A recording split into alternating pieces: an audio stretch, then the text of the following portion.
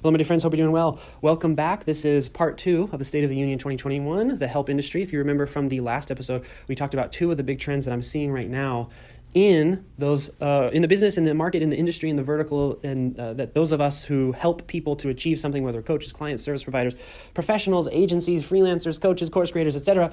If we help people, we have a very different set of dynamics at play in succeeding in what it is that we do. We covered 2 big ones that are occurring right now that are forcing external pressures on what we are required to do to stay successful and thrive in the market. We give a few sort of ideas about that. If you haven't listened to that episode, I highly recommend that you do. As a precursor to this one, in case you skipped that other one, I want to say the same thing that I said in the beginning of the last episode. I'm going to be talking about some external events that have occurred in the world, political, etc. And I want you to understand what's more important to me than the actual event itself is the people's reactions to those events, what those events have done to the people that I serve, because the people that I serve, the people who I help, my clients, my customers, those are the people who keep the lights on. The event doesn't keep the lights on. The chatter doesn't keep the lights on. The talking heads on the TV don't keep the lights on. The people who are watching the talking heads, the people who are affected by the stuff going on, the people who are experiencing what they're experiencing because of the events that are transpiring, those are the people that I care the most about because those are the ones who directly keep my lights on. My business in the help industry, your business is nothing. My business is nothing without the people that we serve.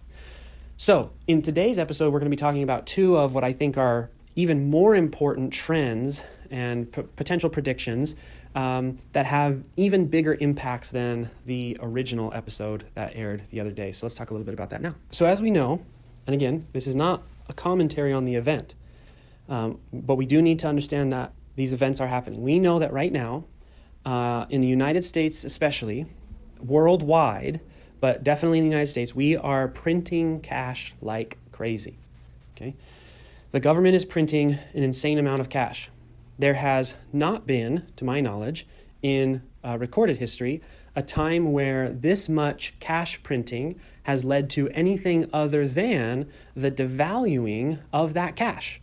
It's not a political statement, that's just basic economics, right? Now that's important. The event is the event, and we can all have our thoughts and feelings about it, and that's not what we're here to talk about right now. What I'm most concerned with is, what does that mean for the people I serve? What does that mean for my market? What does that mean for my customer base? Because if the money that they were going to pay me with suddenly becomes less valuable, what can I do to make sure that I'm not the one stuck paying for that devalued currency? Too many business owners don't think through external events and then are basically victimized by other people's decisions. My personal philosophy is that part of the freedom of owning a business is the freedom to stand up against having to pay for someone else's bad decision, right? If I wanted to pay for somebody else's bad decision, I'd go get a job and go work for some crappy boss somewhere, right? Okay, so again, this isn't political. I'm staying center line on this one here because it's a complex political issue, but also arguing about the complex political issue is completely avoiding the most important player in this issue, which are the people that it affects directly, aka the people that we serve. Okay, so let's have that discussion first before we armchair quarterback the rest of everything else. So the first thing that is going to happen is that the people who buy from you will have less buying power than they have had in the past. That is going to happen. That already is happening. Okay? People are noticing, they go to restaurants, they go to grocery stores, their money doesn't buy the same that it used to buy. If you're in a B2C world, say for example fitness, and most of your clientele have a job, you need to understand that these people are not getting raises that match the rate of inflation. Which means if you work with people who have jobs or are dependent on the employee-employer relationship to generate income, you have to understand that your group of people are going to be hit the hardest. Business owners are going to swing the most. In other words, This will crush some businesses, like just completely wipe them out. This will, for those other businesses who are savvy, actually help them in some ways. And we can have a totally different episode on how inflation can help certain business owners if they play their cards right, and if they set certain strategies. What I want to talk about here is what you need to do in preparation for whatever is going to end up happening to your client base. Okay, so the first thing that you ought to start doing, and by the way, I'll say one thing before we get into this. I never recommend short-term strategies. I would, and I understand this is not a popular opinion. I would rather borrow money at low interest than engage in short-term strategies, because the money can be written off. The time that you lose by engaging in short-term strategies, you can't get that time back. And I'm a big proponent of valuing time above all else. So when I'm talking about reacting to inflation or a devalued currency, these are things you should have been doing anyways. It just so happens that as a business owner, sometimes you're not as clear about what your priorities should be because it seems like everything is a priority. What I'm suggesting to you now is that external forces are creating these things now these ought to be your priorities. Okay, so you don't get caught out. All right, so the first thing you can do in reaction to inflation or devalued cash is to create multiple price offerings. All right, so let's say that you have a $10,000 offer, whether it's $10,000 up front, or you got payment options or whatever. That's pretty standard. Maybe it's a coaching program and whatever it is that you offer for $10,000. One of the things that I recommend is taking a look at what is it specifically that you offer in terms of the outcomes you provide. What are the outcomes you provide in that $10,000 offer? It better be more than one. I mean, for $10,000, if you only offer like one thing, then you might, unless that one thing is for 10 grand, you'll make me 150 grand by, flipping a switch in my business or something. But you probably have multiple outcomes within that, right? Let's say, for example, it's $10,000 and you help people build a webinar funnel. Okay, and you teach them how to get the traffic, you teach them how to build the page, you teach them how to write the copy, you teach them how to set up their webinar, you teach them how to do all these different things for 10 grand. Well, that's a lot of outcomes. Now, you may in your mind, well, it's only one outcome. It's a webinar funnel. But see if you can break down what it is that you do. Let's say you have a fitness program. It's a $3,000 fitness program. You help people. You build their nutrition plan. You build their workout plan. You have accountability. You have. One of the things to test in your business is to determine if it's possible and makes sense. And unfortunately, we're not going to have enough time in this audio to really break it down. But it's one of the things that we do with our clients. See if you have room to splinter from your core offer, from the thing that you offer to people, multiple pricing options for some of the other outcomes. Take fitness, for example. Could you splinter off just the nutrition plan?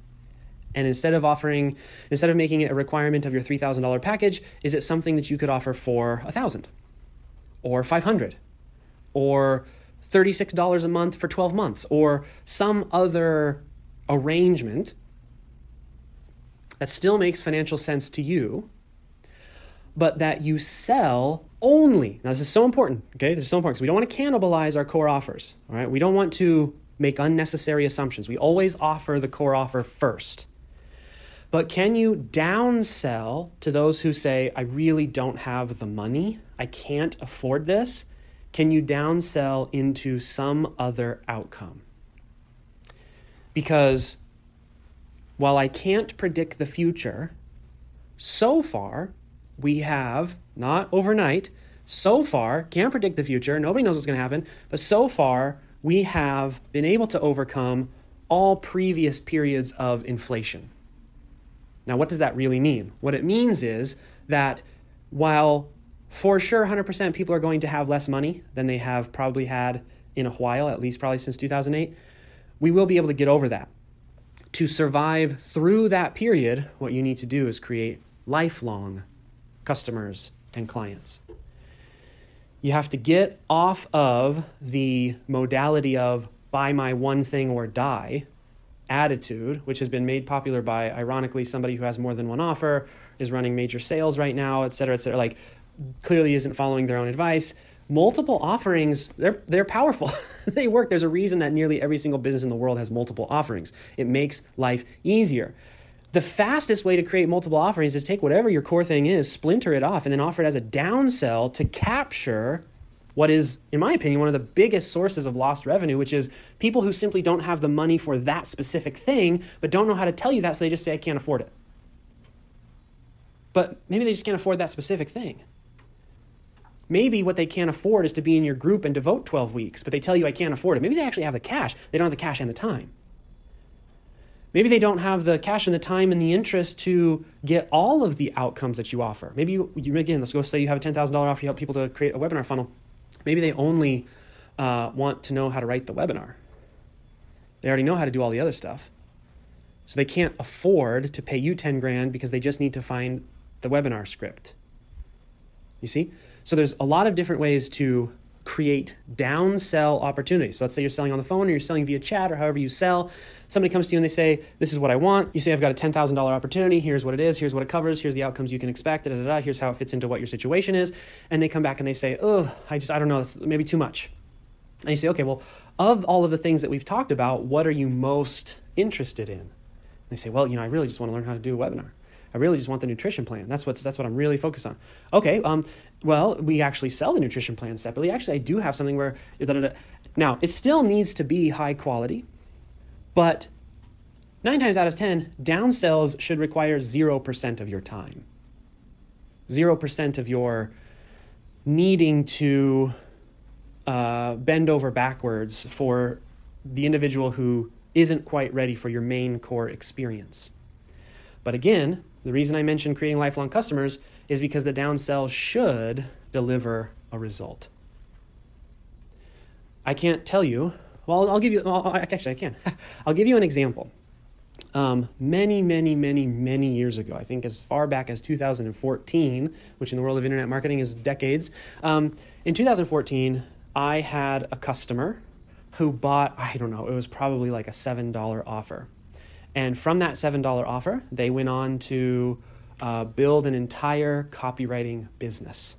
Because it was like a $7 ebook, how I started my copywriting business or something like that. It was a long time ago. Might have even been 2013 or 2012, somewhere around that time period. And they went on, they followed me for years and years and years. They never really bought anything else. And all of a sudden we offered the Done For You service, which at the time was $30,000. And they came to us and they said, oh my gosh, I've been waiting for you to offer something exactly like this. 30 grand, plopped it down, no problem. Now they're paying us $5,000 a month and da-da-da-da-da. And we have profit share and it's this whole thing. But we're talking about, they bought into the Done For You program a year ago. And it took that long from whatever it was, 2013, 2014, multiple iterations of different businesses until now for them to drop that kind of money. What I'm proposing to you is that during times of economic depression, during times of inflation, if you can increase the volume of impact, I know that's a cheesy word that gets thrown around and people totally misuse it. If you can get people results, even if it means you slightly earning less per result delivered, I can promise you that the long game pays off. That when things return to normal, hopefully they do. We time is never guaranteed. We don't even know if we're going to wake up tomorrow. But assuming that that is what will happen, you will have a significant pool of very well qualified prospects to remarket to. There's nothing like going to somebody and saying, hey, I just wanted to check up on the $500 offer thing. How's the nutrition plan going? Oh my gosh, I started the nutrition plan and I did it for 6 weeks and I lost 15 pounds and it was so great. It's the best thing I've ever done. But one of the things is I just really realized I probably need accountability. Well, it just so happens I offer accountability in my $3,000. Would you be interested? There's not a better sales call process than that. It doesn't get better than that. That's about as good as you can get. And here's the alternative. During an economic depression, you do nothing. During an economic depression, when people come to you for the $10,000 offer, $5,000 offer, and can't afford it, you say, get lost. And you're sitting there paying, whether it's through time or whether it's through money, paying to bring people into your business, and then you just keep turning them away. Why? Because their dollar has been devalued? Why are you sticking yourself with the bill for other people's decisions? See, in my opinion, You create multiple offer pricings, maximize earnings per conversation. You maximize earnings per conversation. It's a much easier metric to measure in your business. It's also the most important one. You can make all sorts of decisions about your pricing models and how many different offers you have, what those offers look like, etc. What I don't recommend, though, is going out and creating 90 more offers. You don't need to do that. It doesn't really actually make any sense either. We want to give people an opportunity to come back to us later and buy into the main thing. So that's why I say take your main thing and splinter it. Okay, this is one of the things that we can do as cash becomes more expensive, as it's devalued. Another thing is, and I'm going to say something here, and I want to make sure that we are clear about what I'm saying. Cash reserves are critical. You need to have at least 3 months of operating expenses, in my opinion. That's survival mode 101. That is the best way to thrive during economic ups and downs. But let's be real. If your cash is being devalued, holding on to that cash means you are holding on to loss. Okay, so the money becomes less and less value as inflation gets worse and worse. So cash reserves are important, but understand that during economic hard times, they become less valuable. So you need to be filling your cash reserves. That's number one. But number two, understand that continuity is way better than cash reserves. If I'm sitting at a table with my team and they're like, Mike, what do you want us to focus on? Continuity or cash reserves? I'm saying continuity 110 times out of 100. What is continuity? Continuity is some kind of rebill in your business, which is to say that each month you don't have to start over from zero because you have a number of people who are have committed in some way contractually, whether it's a subscription thing or whatever it is you have going on in your business, that next month this, X dollars should end up in our bank account regardless of what happens outside. I've got 10 people paying us $5,000 a month. Say, for example, that'd be an example of a continuity. And they're contractually obligated to keep paying for the next 6 months. I've got a contract of basically, what did I say, 10 people paying $5,000 a month. That's $50,000 a month for the next 6 months. Okay? That is so much better than cash reserves. But again, I got to be careful here. Cash reserves are critical. But cash reserves are a reactive strategy to external forces. Continuity is a proactive strategy to external forces. So when you have continuity in your business, cash reserves and the devaluing of those reserves as inflation gets worse affects you less than if you only had cash reserves. So let's think through this for a second. You have 10 people paying you $5,000 a month, let's say, for example, in whatever you've got going on, some kind of one-on-one, or maybe it's a service you have, or it's some kind of coaching thing you've got together, mastermind, whatever it is, and you have $50,000 a month coming in, and all of a sudden the world goes to just absolute pot, and it's the worst inflation we've ever seen, and oh no, the sky is falling, and what are we going to do? With cash reserves, say you've got 3 months. Most businesses don't. Most businesses have I think is a week and a half or 2 weeks, I think is what I saw. But let's say you have 3 months in cash reserves. As the world is collapsing, as things are going to crap, your cash reserves are not only being devalued, but you're spending them. So your risk of going out of business increases with each passing day, week, month, because money is constantly going out. With continuity, if it's contractually locked in, now are people going to break their contract? Sure, when the world goes to crap. If you're good at what you do, you will protect these people, though, so that they don't have to, so that it makes sense for them to continue to give you $5,000 a month. But let's just assume, for simplicity's sake, they all keep going. You have not just money to cover what's going on. You know that over the next 6 months, you will have money coming in. And here's the difference, okay? Now, of course, it all looks different on your balance sheet, and wow, it's so great, I'm still making lots of money, and this is wonderful, and all that kind of good stuff. But when it comes to leadership, when it comes to running a company, when it comes to making it through difficult times, there is a huge difference between watching the money bleed out and knowing that money is coming, which is the difference between continuity, I know money is coming, and relying on cash reserves, which is watching the money come out. You will make a significantly different set of decisions depending on which of those realities you're living in. And that's important because when times get tough, decision-making and strategy becomes the most critical skill in your business. You have to get away from this simple-minded 19-year-old, Nothing against 19-year-olds. I was one once too, but nothing is more shallow or more revealing of someone's lack of expertise when they say that marketing is the most important thing in your business. It is not. Marketing is not the most important thing in your business. When things get really, really hard, strategy and decision-making is so much more important than marketing, sales, finance, operations. Your ability to make critical decisions in times of uncertainty will outweigh any other action you or anyone else on your team can make during difficult times. Having the protection of continuity will allow you to make decisions beyond a self-imposed deadline called cash reserves. So cash reserves is a deadline, right? If I only have 3 months of expenses in my business, I have a hard deadline of 3 months. If I have and those are current expenses, so I can't increase my expenses, I can't mess around with my expenses. That cash is also being devalued as we're going through inflationary periods and et cetera, et cetera. Continuity, however, is not necessarily a deadline. Here's the difference between continuity and cash reserves when it comes to deadlines. I know in 6 months the contract's going to be up. And you say, well, Mike, that's the same exact thing as saying in 3 months I'm out of cash reserves. It's not the same thing at all. In 6 months, I have 6 months to figure out how to get those people to re-up. Very different. If you haven't experienced it, you probably don't believe me how different it is. But if we're talking about in 3 months I'm out of cash versus in 6 months, I have 6 months to figure out how to get them to re-up with me, those are two very different problems. Two very different likelihood of success rates as well.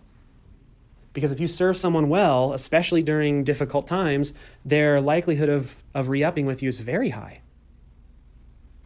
The likelihood of somehow coming up with a way to hit your monthly income with starting from zero in 3 months because your cash reserves are running out, that's not as high. If you lose your whole business and have to start from scratch from zero, you have to go through the whole process of restarting again. And we all know that not every business is successful. There's lots of factors at play. It's a very risky endeavor. And so if the challenge, like you get to choose your challenge, either figure out how to keep the people you already have or figure out how to get new people in 3 months while the money is draining out. Now, obviously I recommend you have both, right? That's the ultimate. But I'm trying to get you to think here, and look, maybe I'm totally wrong. Maybe there will be no inflation. Maybe this will be the first time in the history of the world that we will have figured out how to print massive amounts of money without devaluing the currency to the point where we experience very serious inflation. Maybe that will happen. But whether that happens or not, doesn't continuity sound nice? I recommend a continuity cash reserve combo regardless of what's going to happen in the future. What I'm trying to point out to you is that if inflation does in fact happen at what I personally believe it will happen at, this isn't going to be a nice to have. This will be a necessity to be able to ride it out. Okay, so that's one of the things to think about. The next is along the same lines as of basically what we're talking about is retention of paying clients. That's what continuity is. There's another thing that we can do when cash becomes more expensive, and that is to work on our team and vendor retention. Okay? So if the dollar becomes less valuable, and we have team members and we have vendors, the worst time to find replacements is during times of devalued cash. Because what will end up happening is, as the cash is less valuable, you'll get locked into contracts, payments, pricing arrangements, which reflect a devalued dollar. And then once it corrects, you're stuck, and that person essentially set up for themselves. I don't think they do this on purpose, but again, this is just from experience here, and this might be a little bit too advanced and nitpicky and but I'll give you another reason to really work on team and vendor retention during difficult times. But team and vendor retention, if somebody locks you in when cash is low and they're saying, look, I used to charge $8,000 a month, but I need like $16,000 a month now because the dollar's way down, when it all corrects, you're now overpaying when everything corrects. And now you've got all sorts of problems. But even more than that, I'm going to sound like a Scrooge here. I have found that during difficult times, vendors especially, sometimes team members, there are levels of desperation which cause people to do things which end up being quite detrimental to those that they hire. I don't even think it's a morality judgment personally. I was homeless many, many years ago. So it's very difficult for me to look at somebody who steals a piece of bread because they're hungry and say that they're a big piece of crap. You know what I'm saying? Like, I've been through the bottom of the bottom. If you've never been through the bottom of the bottom, you can sit on your high horse and cast moral judgments all you want. But the reality is, when you're in a mode of desperation, you do desperate things. Okay, that's just the reality. This is not, this isn't the Hallmark Channel here. This is how the real world works. Sometimes during, like, say, for example, I remember 2008, 2009, there was a significant amount of what you could roughly call vendor fraud. So coaches and freelancers and agency owners making promises they knew they couldn't keep. Maybe they used to be able to keep them because pre-2008, before all the external pressures and the problems and things like that, they had enough staff to do it. But since then, they fired their staff. They've had to make changes, et cetera. And so they're relying on old promises under completely different conditions. They charge the same prices. You hire them, and you've hired them in the middle of a massive mess, right? They're too busy fixing their failing business to be able to help you with yours. And what happens to you? You get stuck with what? You get stuck with the bill for someone else's choices. So again, remember I said it's not just about the government here. I as a business owner don't want to have to pay for your stuff that you have to figure out. Okay? So when you are hiring in the middle of volatility, you are increasing your risk of hiring and bringing into your own business that same volatility. So for me, when I see on the horizon events which are going to increase chaos, volatility, unpredictability, step one for me, tighten the team.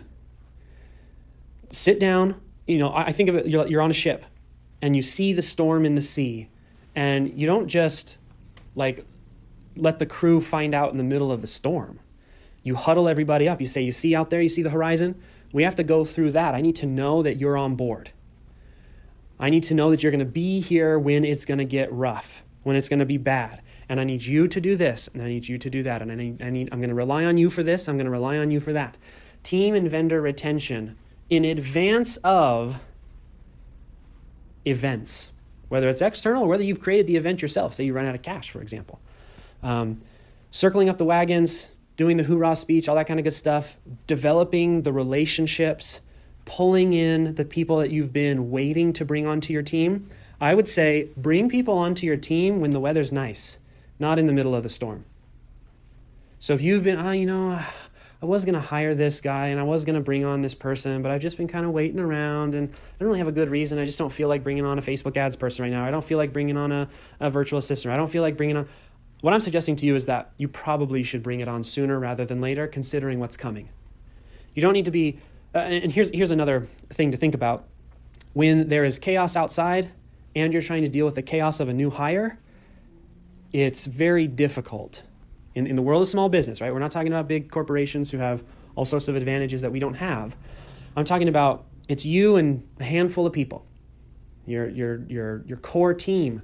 Not to sound cheesy, but the warriors that come with you, the band of brothers and sisters. I mean, it can get that intense relationship-wise during times of volatility.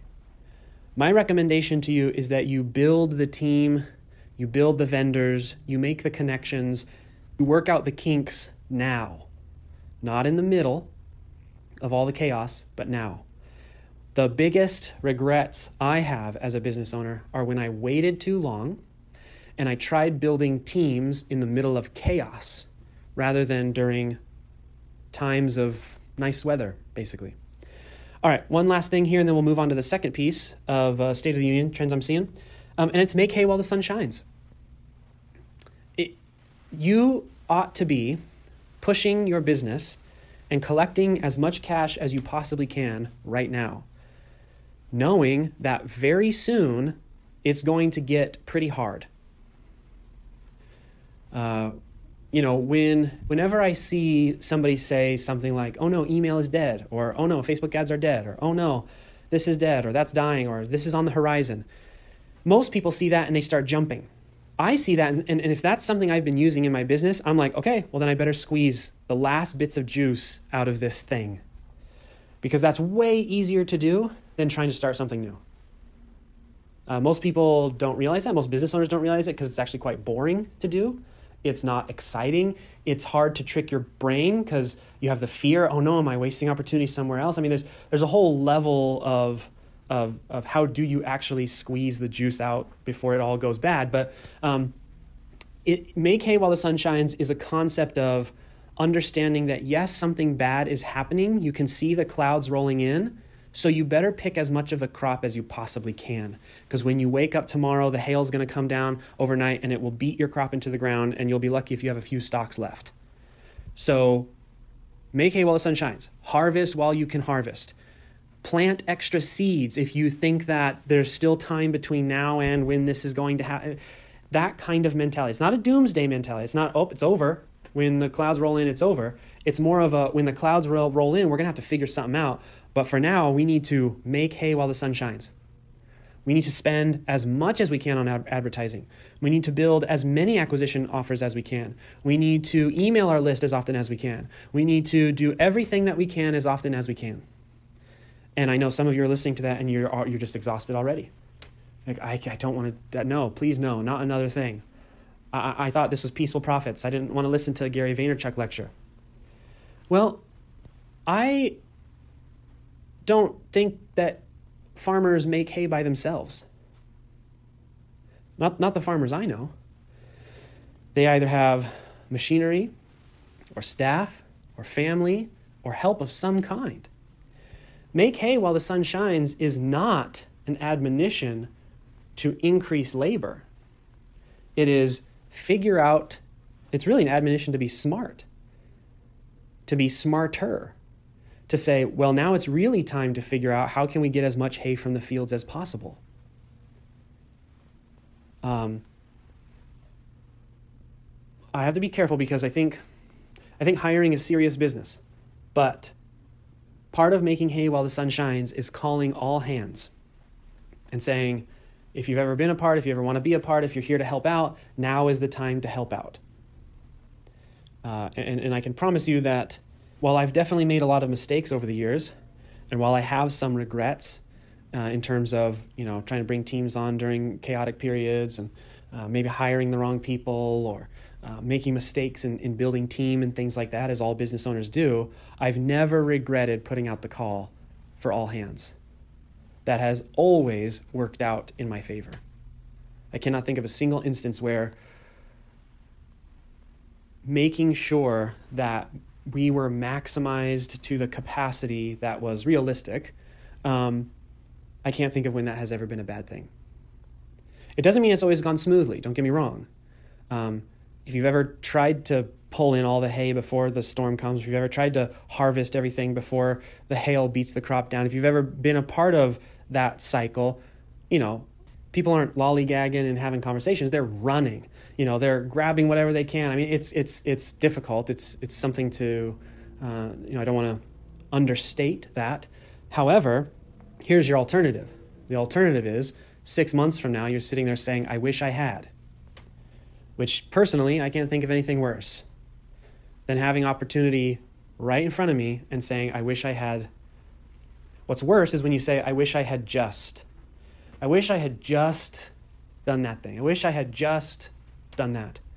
And I think over the next couple months, year or so, there are going to be opportunities that present themselves for which not acting on them will create that regret. All right, so those are just 4 things that I'm thinking about. I'm advising our private clients. I'm wanting to share with you about what do you do if there is inflation? What do you do if cash is wildly devalued? Which I think there's a high likelihood of that occurring. And so anytime there's a high likelihood of something, I want to make sure and check off all these boxes. These are the boxes that we're checking off and making sure that we have in place. Last trend, and then we'll close this up for part 2 of the State of the Union. We've talked a lot about negatives. We talked about there's a flood of new people. We've talked about traffic costs are going up, and we've talked about having cash value problems. But there's one thing that I think is so important. And I know I'm talking to a lot of people who consider themselves self-made, right? pulled yourself up from your bootstraps, created your own thing, and that there is a lot of truth in being self-made, but there is also a huge factor to success, which is luck. And I'll tell you my luck, okay? And this isn't to devalue being self-made. I've worked my butt off. I believe I deserve every penny of every dollar I've ever made and all of the auxiliary benefits that come from it. But I had a couple of very lucky things happen to me. And I'll tell you why this is important, because I think one of the luckiest things that could happen to any of us is about to happen. And if you aren't aware of that stroke of luck, you will miss it. And then you'll wonder why all of your hard work isn't paying off. But I've had a couple of strokes of luck. One is when I was homeless, there was a librarian who was kind enough to point me to the section on writing when I told them I needed some way to make some money, and allowed me to use the public library computers to start a writing business. That's number one. The writing business idea did not come from me. It came from the librarian. That is luck, as if how do you replicate that? I would not be where I am at today if it were not for that first writing business that I started many, many years ago in 2007. And the spark of that was that particular librarian. That's luck.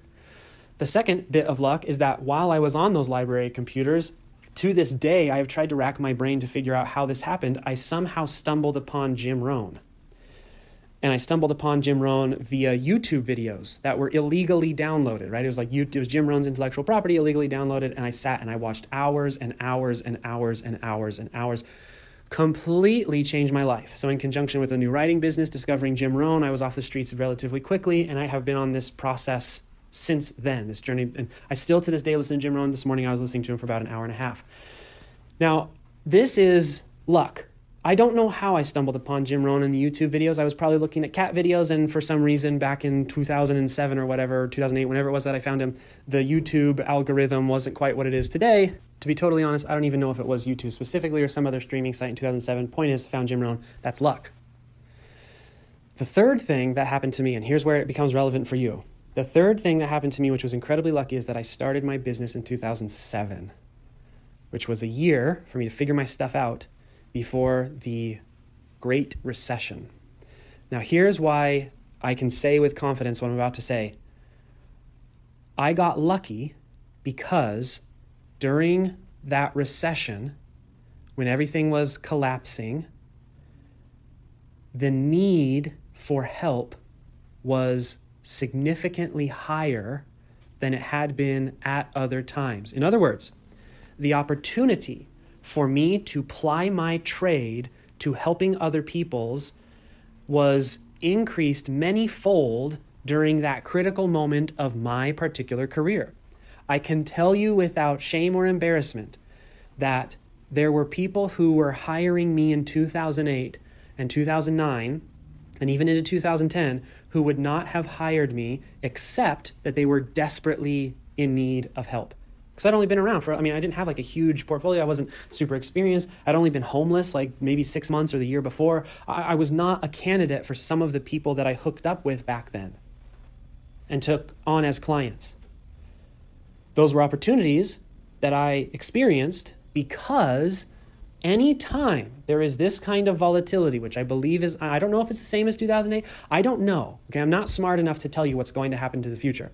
What I am is experienced enough to tell you that if something does happen, and this is the most important thing to understand, the number of people who will need your help, because we're talking about the help business, will increase 10, 15, 20-fold. Okay, so what does this actually mean?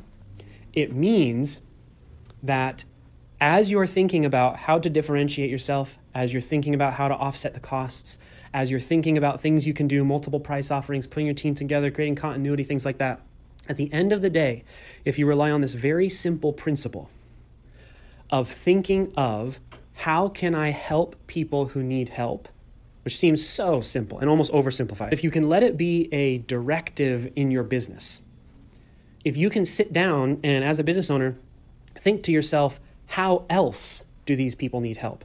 If you think to yourself, how can I help them better? How can I get them better results? How can I make it easier, faster, safer, more guaranteed, less work, etc.? When you adopt that mindset, and look, it doesn't matter, freelancer, coach, course creator, agency owner, whatever it is you do, if you lead Everything you do in your marketing. How can I market in a way that helps people? It's what we love to do. We sell a book. That book is our marketing, but that book also helps people who read it. We sell little courses that get people results, et cetera, et cetera. So if you lead with, as the guiding star of your business in the help business, thinking about how can I help people, understand that whatever happens over the course of the next 6 to 12 months, which I may be completely wrong in terms of the flooding of the market and traffic costs going up and cash losing its value and all that kind of stuff, I might be totally wrong.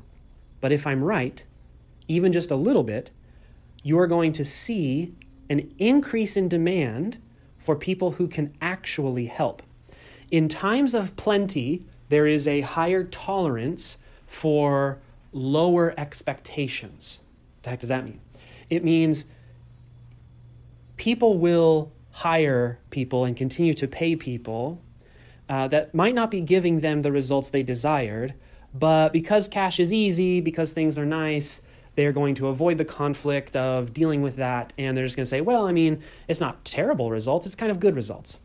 When they're cash strapped, when everything's falling apart, and when it's just not looking good outside, that tolerance goes away.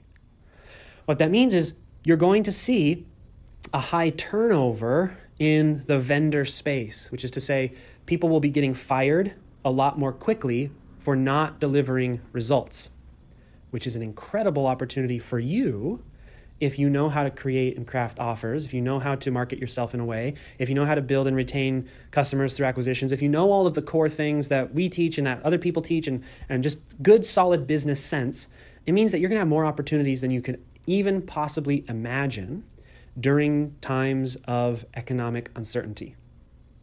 And I think that's the big one that I want you to take away from this 2-part podcast episode, I guess you could call it a series, is that yes, there are really serious and sincere tactical things you can do. There's also a philosophy that you can adopt.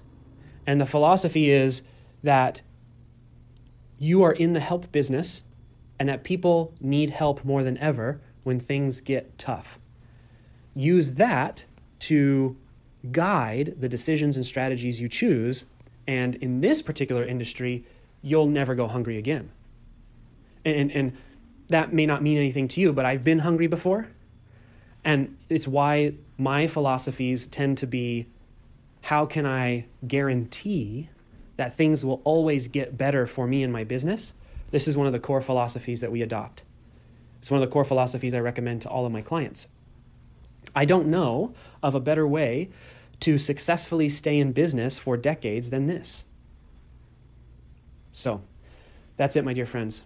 If you would like any help with any of the things that we have talked about over the past 2 podcast episodes, if you want to be a client, if you want to work with us, we have lots of different options. Our goal is to help you. We are definitely in a unique position as a provider of help to the help industry. We very much see ourselves as the butterfly effect, in the sense that if we can help you to help more people, that maximizes the reach and impact that we have had in the world and makes what we do worth doing. So if you are in the help industry, if you help people, again, professional, freelancer, agency owner, coach, course creator, if what you do helps people get results of some kind, go to peacefulprofits.com/call or hit reply to any email that you might get from us. Both are staffed and monitored by people that we call advisors. They're members of our team who are well-trained in everything that we do. They can give you advice. They can tell you what you may need to do next in your business to get your business to where it needs to go. And then, of course, if we have solutions which will help you to achieve whatever it is you need to achieve faster, easier, more guaranteed, give you the tools, give you the path, either do it for you, do it with you, help you to do it yourself. There's all sorts of options and ways that we can help you to grow your business and create peaceful profits. The first step of that, of course, is to go to peacefulprofits.com/call or reply to any one of the emails that we send to you and have a quick conversation to see how we can work together. So that's it, my friends. Hope this has been helpful, and I will see you in the next episode.